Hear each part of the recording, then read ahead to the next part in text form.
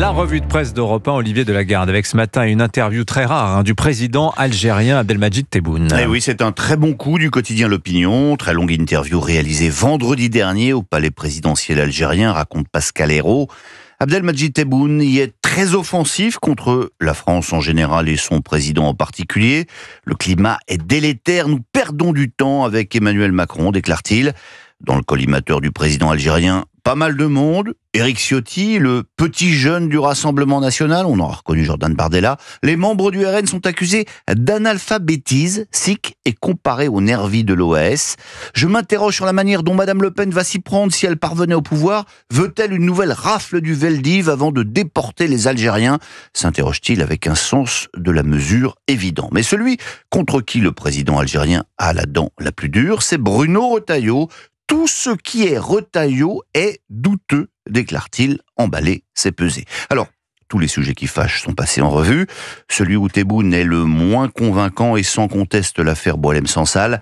Il n'est pas un problème algérien, déclare-t-il sans sourciller, c'est un problème pour ceux qui l'ont créé, et d'expliquer que son crime est notamment d'être allé dîner chez Xavier Driancourt, ancien ambassadeur en Algérie, un proche de Bruno Retailleau, affirme-t-il, ce qui mérite assurément la prison pour un bon bout de temps. Je vous disais que tous les sujets étaient évoqués dans cette interview, il en manque peut-être un, et qui en dit finalement assez long sur l'état d'ouverture et de tolérance de l'actuel pouvoir algérien. La formation est développée sur une pleine page dans La Croix.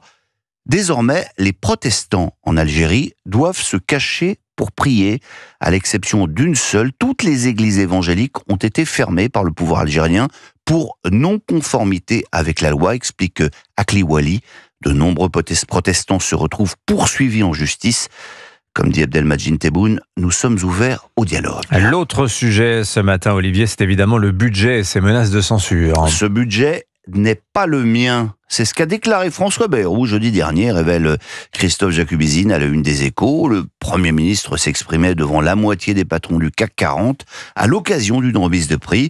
Ce budget n'est pas le mien, j'ai cherché à limiter la casse, a-t-il dit, avant de promettre pour 2026 un texte qui porterait sa marque. Et oui, 2026, enfumage, bidouillage, bricolage, tout l'arsenal politique a été mis à contribution pour un résultat qui ne satisfait au fond personne, commande pour sa part Vincent Trémollet de Villers à la une du Figaro. Un budget palliatif, comme il l'appelle, d'un système en fin de vie. Et pourtant, comme son confrère des Échos, l'éditorialiste du Figaro estime que ce texte est un moindre mal au regard de la situation désastreuse qu'il résulterait d'une nouvelle censure. Quoi d'autre dans les journaux ce matin, Olivier ? Alors d'abord, l'événement politico-théâtral de ce début d'année, ce sera le seul en scène d'Éric Dupond-Moretti à partir de mercredi. Paul Gonzalez du Figaro a pu assister aux répétitions. Et a priori, ça dépote. L'ancien ministre y règle ses comptes avec les magistrats en général et François Molins en particulier. Tous ces juges ultra politisés, dit-il, qui nuisent à la magistrature. Ensuite, une question de géographie. Si je vous demande quelles sont les 3 premières villes françaises en nombre d'habitants, il y a de fortes chances. PLM, Paris, Lyon, Marseille. Voilà, enfin, ou Paris, Marseille, Lyon. Oui. Eh ben, c'est plus le cas. Ah bon ? Selon l'INSEE, Toulouse serait effectivement en passe de dépasser Lyon. Ce serait même déjà fait, triomphe Jean-Luc Moudin, le maire de la Ville Rose. En fait, les deux villes sont à touche-touche autour de 515 000 habitants. Mais Toulouse gagne 1,2% de population par an, tandis que Lyon en perd 0,3%. Et voilà comment les Gones ont perdu leur place sur le podium, c'est-à-dire dans les Échos. Mais on termine avec de nouveaux habitants à Paris, et plus précisément dans la Seine. Des moules d'eau douce ont été trouvés dans le fleuve de notre belle capitale. C'est dans La Croix que vous lirez ça. Alors, je vous vois venir, ne comptez pas sur moi pour faire des plaisanteries de garçon de bain sur la présence de mollusques quelques mois après le médiatique bain d'Anne Hidalgo. Pas mon genre. Permettez-moi juste de me réjouir de cette nouvelle pour 2 raisons. 1. C'est la preuve que la qualité de l'eau s'améliore. Ah oui. 2, cela nous donne l'occasion de réécouter un extrait de ce qui fut un monument de la télévision française pour les gens de ma génération.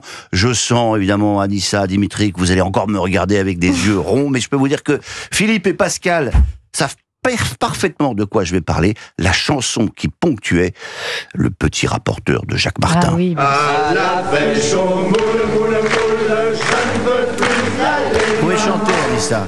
les gens de la Ville, ville, ville, ont pris mon panier. Il y avait Daniel Prévost qui chantait. Mais au risque de vous surprendre, Olivier Delagarde, vous savez, je suis au courant qu'il s'est passé des choses avant ma Vous ne naissance. savez rien, vous êtes un jeune, c'est horrible. Non, la pêche au moule, c'est transgénérationnel. Mais oui, bien sûr. Merci de m'avoir traité de jeune, ça me va droit au cœur, Olivier Delagarde.